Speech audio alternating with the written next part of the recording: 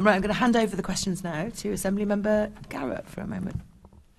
Hello, morning. Obviously just had a big discussion there about the impact of the pandemic, but I'm also interested in understanding what was going on before that, because obviously that gives us a clue possibly to where things might be going as we now return to normal. Certainly on my way in this morning, it seemed, it was train and the DLR both pretty busy. So maybe Emma. So what the figures we have show that I think there's been a decline in bus use, say between 2014 and 2019 or 20-ish before the pandemic. And actually there'd been a sort of plateau before that. So even as we came into the pandemic, the numbers had sort of more or less flatlined since about 2008. And I just wondered if you had any data or maybe intuition on what was going on there. What was the pattern behind that long plateau and then the sort of decline that we were already seeing?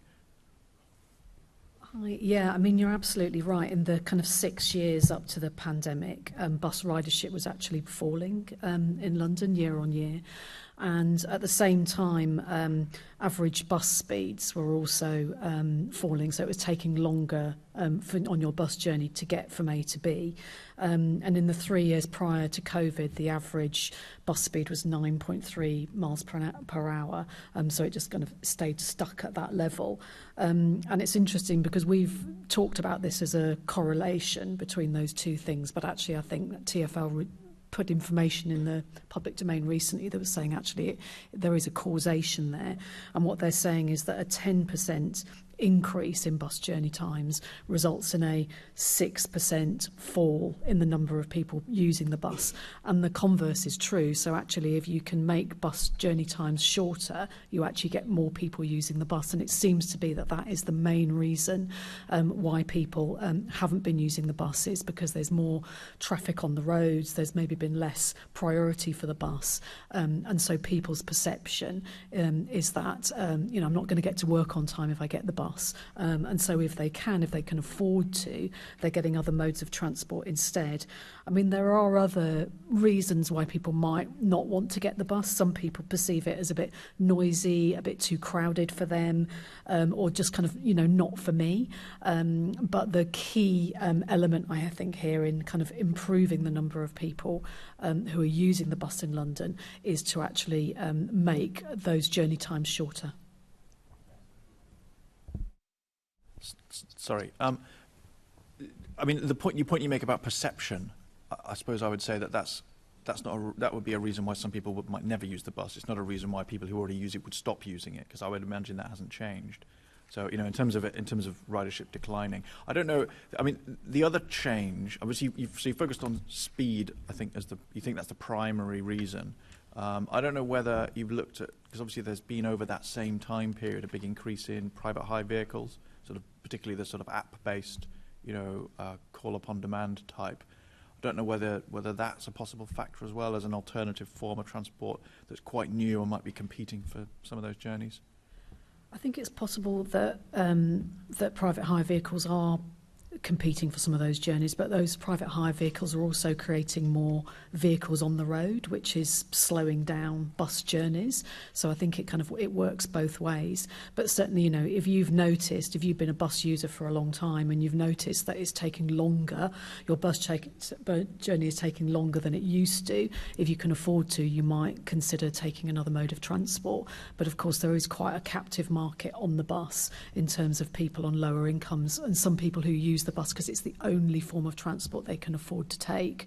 And so whether the bus is slow or fast, they have to use that mode of transport.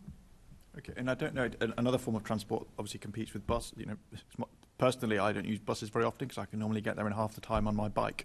And obviously there's been a big increase in cycling, so I don't know whether that's another group of people who maybe have switched mode from bus to cycling. I don't know if there's evidence on that. So I'll come to you in a second, Silviya. I think I can see you nodding, so I think I don't know whether, sorry, Emma, whether there's evidence that you have on that or about that. I don't have any data for that one, no, but Silviya might do. Okay, yes, Silviya, I don't know whether you wanted to say anything both about the plateauing and the decline and also about what the reasons for that might be, the pre-pandemic.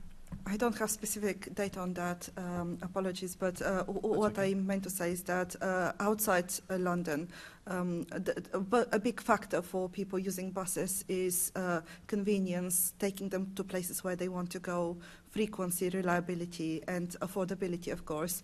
And a big benefit, and why London has been given as an example in the National Bus Strategy, is because these factors are mostly in place in London.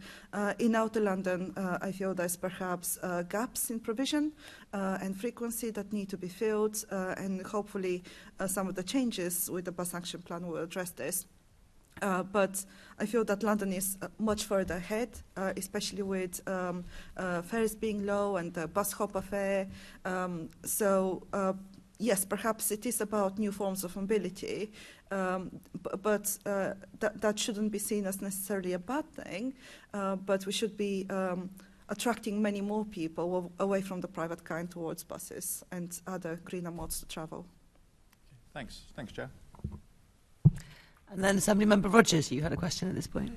Thank you. I'll address this to Emma in the first instance. It's quite a big question, but we've been talking about the changes that we've seen during the pandemic. And based on your research, on your knowledge of transport users and the transport networks, do you see those changes eventually unwinding, or do you think this represents kind of new direction in the way that people Londoners are using buses?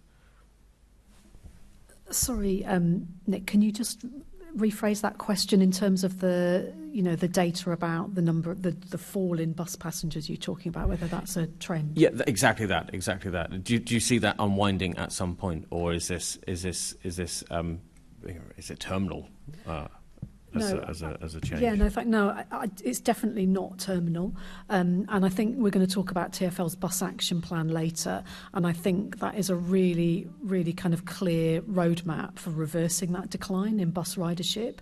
And I think if TfL are able to deliver that bus action plan in full, and partly that's going to, some of those changes are funding dependent, I think that they will reverse the decline in bus ridership and get that up again. And obviously it's really important if we're going to meet the Mayor's goal of 80% of trips being walking and cycling and active travel. Bus users got to go up by 40%, so it's an imperative actually.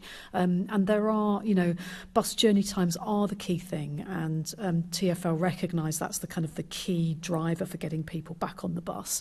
But other things like the 63 bus recently, they've got you can plug in and charge your phone on the those comfy seats. There's better displays of information about where your next bus stop is and what the connections are.